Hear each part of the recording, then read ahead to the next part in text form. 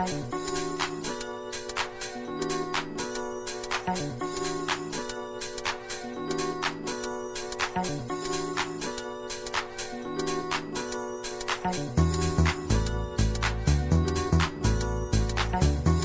it a struggle? Yes, we have to realize our strengths and our weaknesses.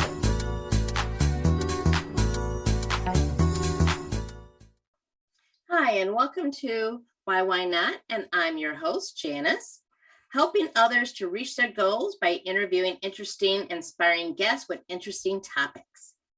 And today, our topic today is aging out of foster care. What happens when someone ages out of foster care? And I have a great guest today in my studio. Her name is Eva Williams. She is a life coach at the Excel Center in Hammond and also life experience with this. Welcome to the show, Eva. How are you? I'm good. Thank you for having me. I appreciate it. We're happy to have you here. Happy to have you here. And this is a topic that you don't hear too much about because it's sad, to be honest. It's not a happy topic, unfortunately, but it's a serious topic because this topic affects everyone in the sense, okay? Because there's a lot of teens at 18 to 24 that are out of foster care, and now they're just at the mercy in the sense of society. So now society has to hold on this. Now, want to talk to you a little bit and want to explain why I have you as a guest. You were once a foster child, correct? Correct. Yes. Unfortunately for me, I was temporary also. So a lot of people don't understand that life and being a foster care, being ripped from your home. Right. Would you mind just sharing a little bit about your past experience right now? Sure. Thank you. Absolutely. So this is going to be a long journey to discuss. So I'm going to try to make it not as long. I know. We have a minimum amount of now, time. When did you go into foster care then? What was can you talk about the situation, what caused you to go into foster care? Absolutely. I'm very transparent. So this is going to be a sticky conversation. Whereas my mom was mentally ill. She had been diagnosed with schizophrenia. And my father, he had some really personal issues going on with himself internally, and he landed himself in jail. So we were being taken care of by my mom, who was sick. So we ended up in foster care. I was around the age of around 3 years old when I went in foster care. Now, was it just you or you had siblings? I had siblings. I'm the youngest of 6. Wow. So it's all 6 of you having to go into foster care? Correct. Wow. And we were all split up. You know, you rarely see someone to take in 6 kids at one time. So my 3 oldest was in a foster care together. My middle brother was in a foster care by himself. And then my sister, who's a year older than me, we were together in another foster care with other foster kids in another house. Yeah. So out of the 6 of you, it was 3 different foster cares. Correct. Now, were they all homes or were there like the foster care group homes?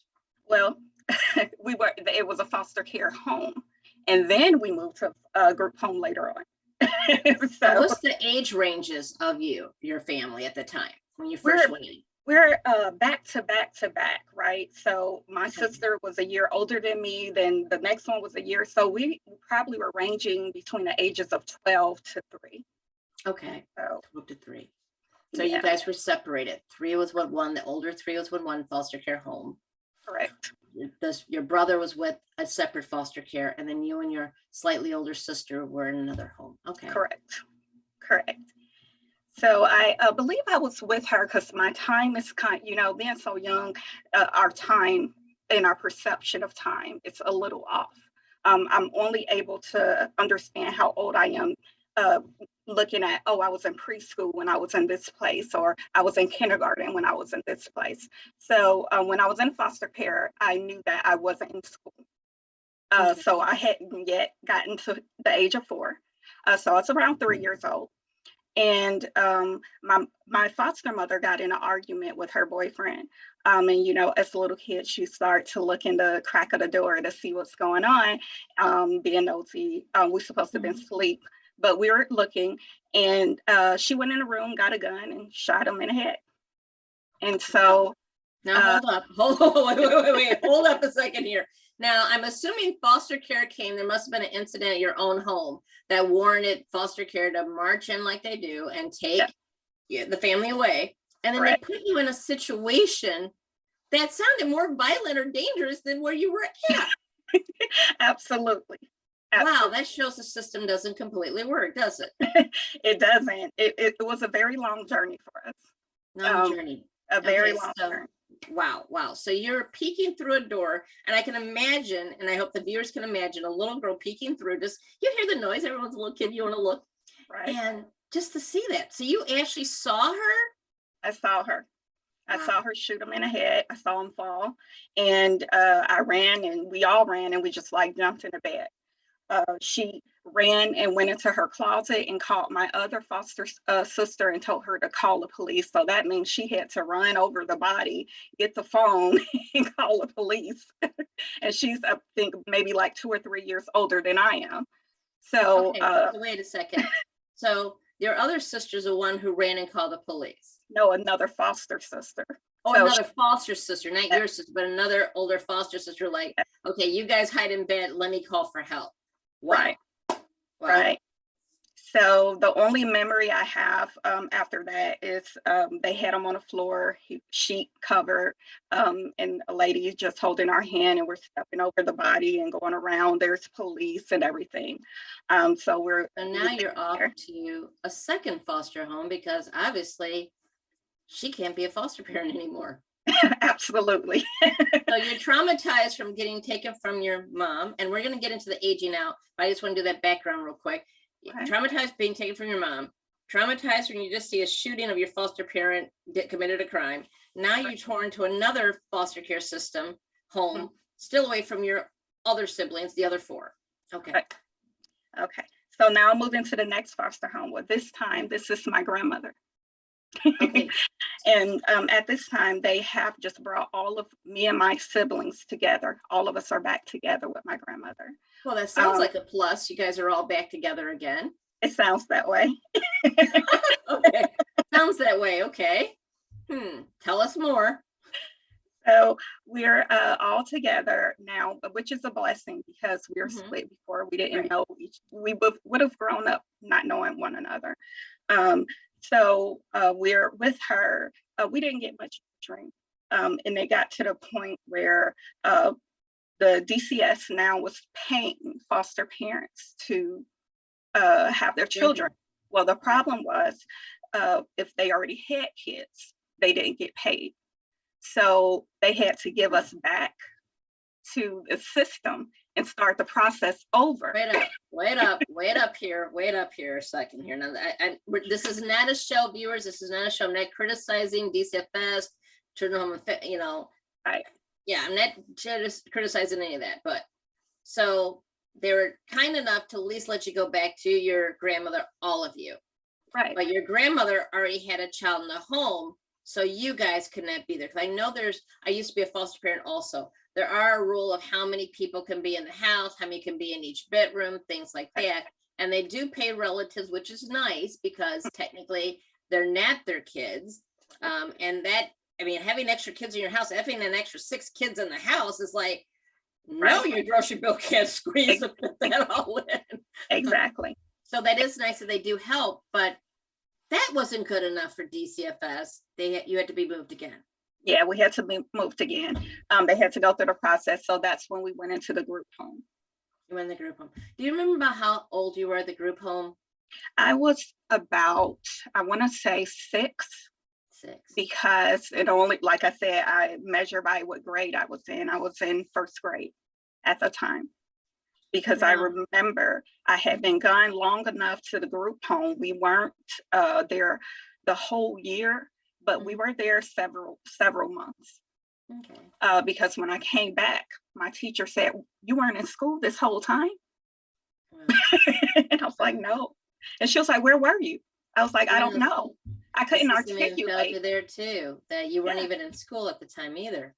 Wow. no. Now, did you stay in foster care till you turned 18, or were you able to go back home with your mother or your father Well, in prison at that time? well, he was out around the age of 9 or 10. However, we stayed with my grandmother uh, all the way. I think I stayed until about my junior year in high school, and I called the social worker to ask her if I could leave at that age. Okay, so you went back to your grandmother, and Yeah. then around 16, you said your Yes. junior year, you asked the social worker, can you leave? Now, is that typical that you can just ask to leave? No, she was trying to talk me out of it. You know, our case is basically closed. We have a foster home. And I told her, I said, no, I'm in a toxic situation right now, and I am not staying here. I'm not staying here. And I had ran away. So yeah, so I told him I will continue to do so if I stayed there. I had already made a plan of what I was gonna do. I had a job. I said I'm 16 years old. I can take care of myself, and I want to go and stay with my mom. If anything, I can help her. Okay. Well, let me take a break really quick here. Just some statistics I saw online. And this was with the National Foster Youth Institute. And I also saw it on Adopt US Kids. Okay. Now we're going to talk about fostering out, because most people don't understand what happens when kids turn that 18. Because under 18, you're still technically supposed to be in the foster care, but I know you wanted to go back home. Right. But what happens when kids are in foster care when they turn 18? There are more than 23,000 children that will age out of the US foster care system every year. And aging out means at 18, you are literally, boop, kicked out the door. DCFS is not taking care of you anymore, correct, Eva? Yes, you have an opportunity to age into the collaborative care program, but so Right. far as being a DCS child, yeah, you're no longer DCS. Yeah. So if you think about it, people, when you have a foster care parent and they're there to be, they're paid people to help support the children. I mean, they're not paid in the sense like hourly, but they're given money to at least help support the child. There's no more support actually given to those foster parents at the age of 18. So then, yes, there are programs that possibly you can get into to have another home for a couple years. But statistics is showing when reaching the age of 18, 20% of the children become instantly homeless. So we have 23,000 children that are aging out at 18 in foster care every year.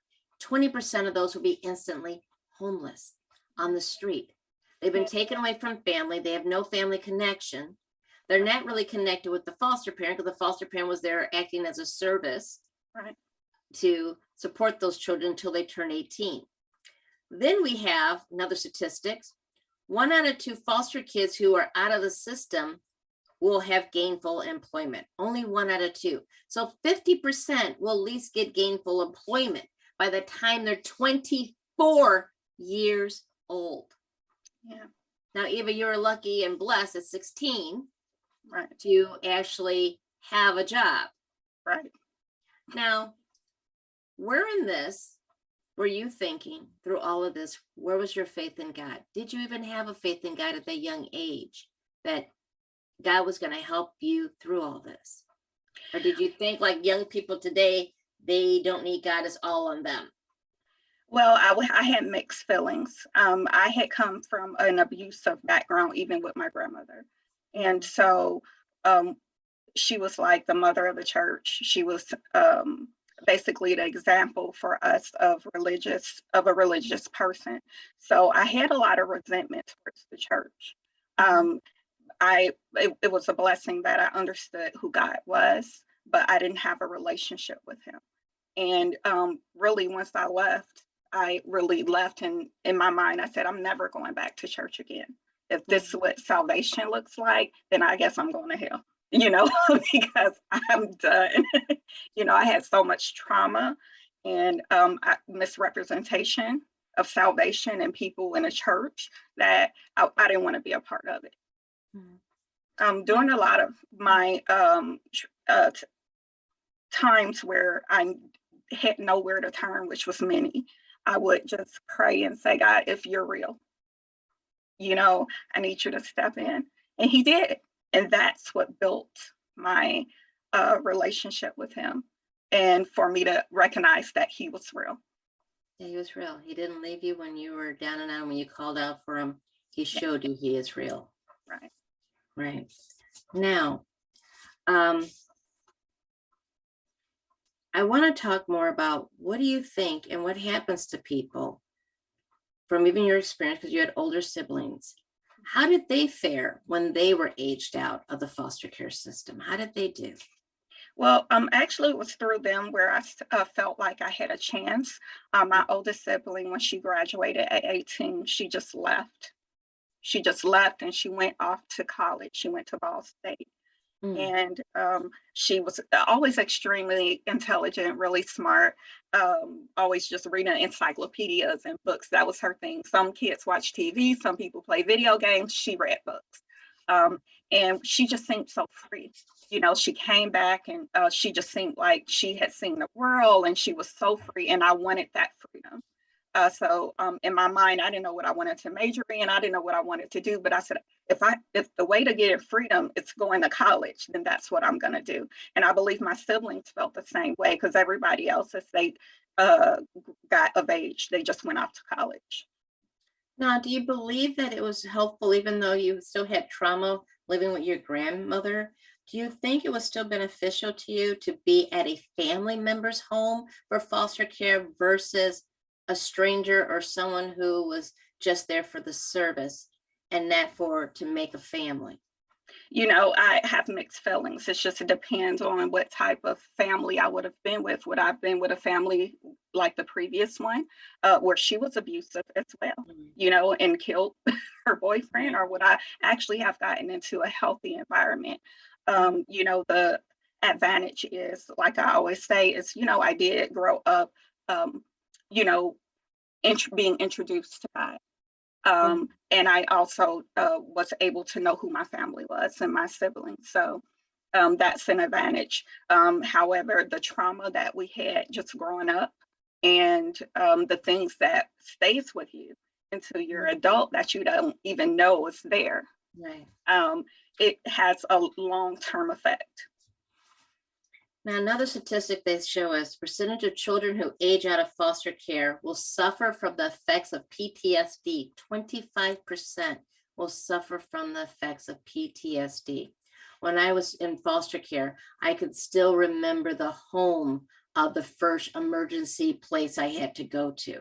I still literally remember, and we were only there for 2 days, but it was that much of a trauma being ripped from school that I remember the lady, the home, the layout. And that's something, I mean, I don't want to, well, my age is 51, didn't want to give it away, but I'm 51 and I still remember this stuff from being, I think I was 14 at the time, just that trauma being ripped. And it's like 25%. And you imagine if, and you're a life coach too, so you deal with this, boasting up your students,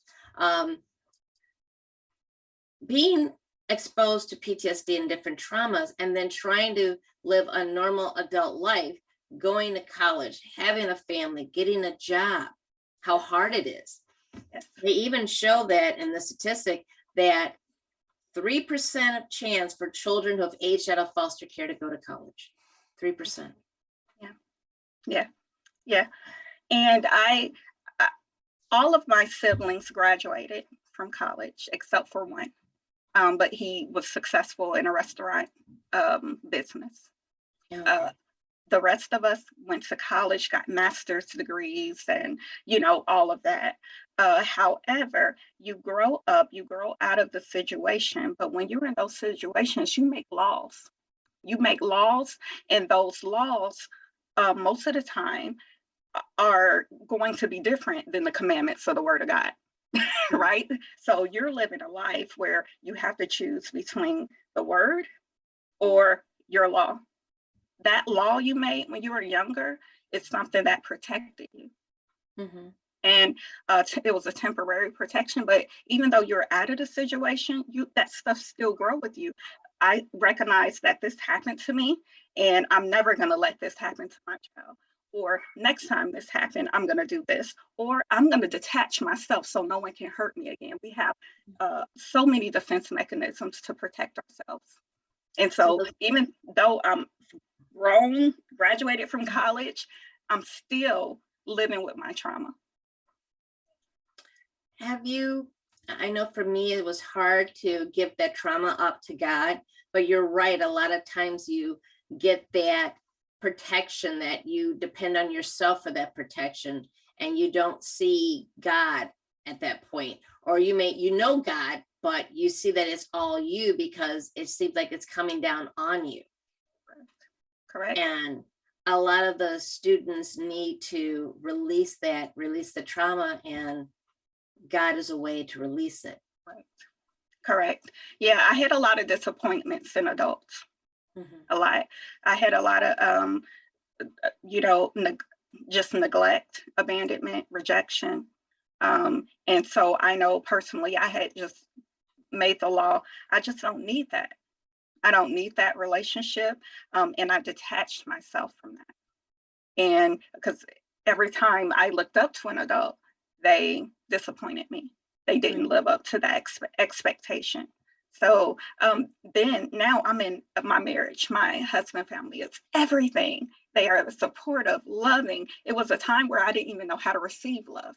I had to practice when I had my son, when he was an infant, saying I love you, because it was so foreign to me. So but I didn't want him to grow up the way I did. So I began to practice, and it felt so weird to me. I was like, oh my gosh, I love you. Like, it was like really hard. But even though I was out of my situation, in my career, doing my thing, I was struggling. And it's even really hard for me to be receptive of a mother and father, a mother relationship, a father relationship, even though I have it through my husband's family. Now, how does that relate to your faith now that you've gone through the trauma of childhood and having a family now? Well, now I'm able to give it to him. I can hear from God. I understand. I'm cognitive of things. He'll show me things, and I'll be like, wow, that's attached to that situation. So now I cognitively have to say and make the decision that I'm going to choose God's word and his commandment opposed to my law. So it's a continual, decision. Right. Continuous decision. I'm happy to hear that your family at least did well, because based on statistics, most of them do not. Well, not all of us turned out well. We all did go to college except for one, but my brother committed suicide. My. Yeah, in 2016. Wow. And I have another sibling who's dealing with mental illness because of her trauma. Wow. Wow, that just took my breath away. I did not know that. Wow. Do you think the trauma from childhood led to your brother, the stress of that? Absolutely. Once he, a lot of stuff happened to us, a lot. We would need longer in a show to even discuss that.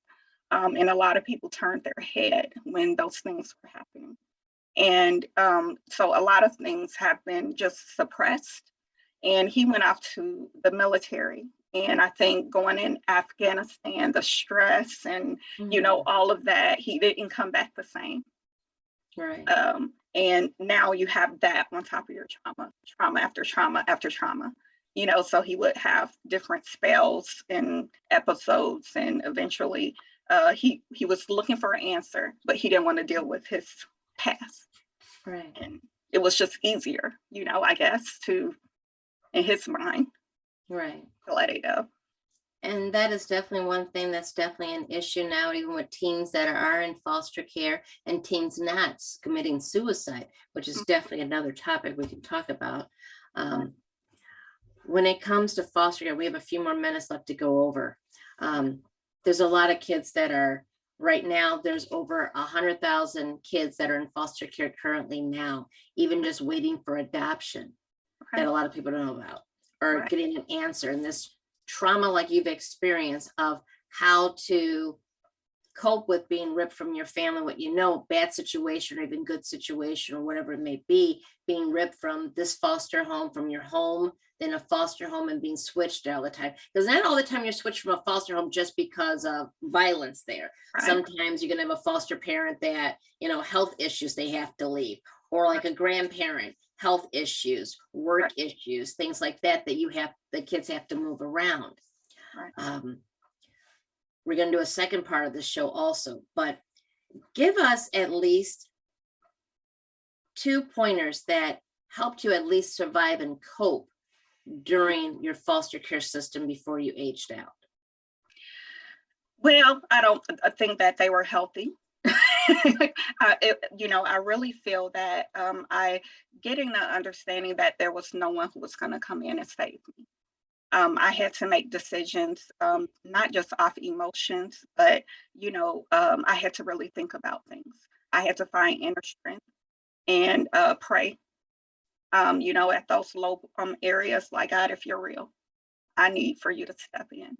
And even from the point of me asking, hey, I need to leave, I prayed about that, and advocating is huge for yourself.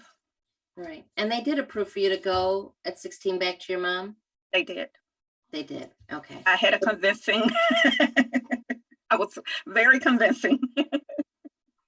Because they would have to either release you from foster care or release you back to your mom. Well, they wanted me to stay. So my grandmother wanted me to stay. I went behind her back and kind of went. Oh, yeah, but I'm saying DCFS would have had to release you to go, let's say your mom is basically fit to have you again, or you were just released from the system. Yeah, but you can't do that until you're 18. Till you're 18. So I would have had to stay with my grandmother. Okay. It's a shame with the kids right now, what's going on with foster care. People don't understand about aging out. And this is one reason why I had Eva Williams. Thank you for coming on the show. We're actually gonna have a 2-parter on this. So we're gonna have another show real quick on this one. But a lot of people don't understand typically when it becomes the age of 18 that these children just don't have the support anymore from the foster care families, the foster care system, the government. They're on their own. Right. So if they're lucky to even go into college or blessed to go into college or to find employment, which statistics are showing they can't. And this is where I think a lot of PTSD, we're having crimes, babies are getting born. I believe I saw one statistic that there's almost 20% are actually pregnant by the time they leave at 18 and they run away and are victims of trafficking, sex trafficking with children. Correct. So our next episode, Eva Williams from the Excel Center Life Coach, she's going to also talk with us on different strategies to help people when they come out of foster care. An exciting program of hers that she's starting. So we can talk about that and hopefully we can get some answers. Okay. Are you looking forward to it, Eva? Yes, I am. Thank you. and thank you very much for sharing your experience. Even for me, I understand how hard it is. Mm-hmm. Okay. I've been there, so I do understand. So thank you for having me. I appreciate it. Yes, and this was a tough topic. Again, this is Why and Why Not. I'm the host, Janice. Our topic today was aging out of foster care. And please watch us on Facebook, YouTube, like us. And if you have any questions, please send us an email. We'd love to hear from you. If you have an interesting topic, we'd love to talk to you about it. Thank you very much and have a nice evening. And good night.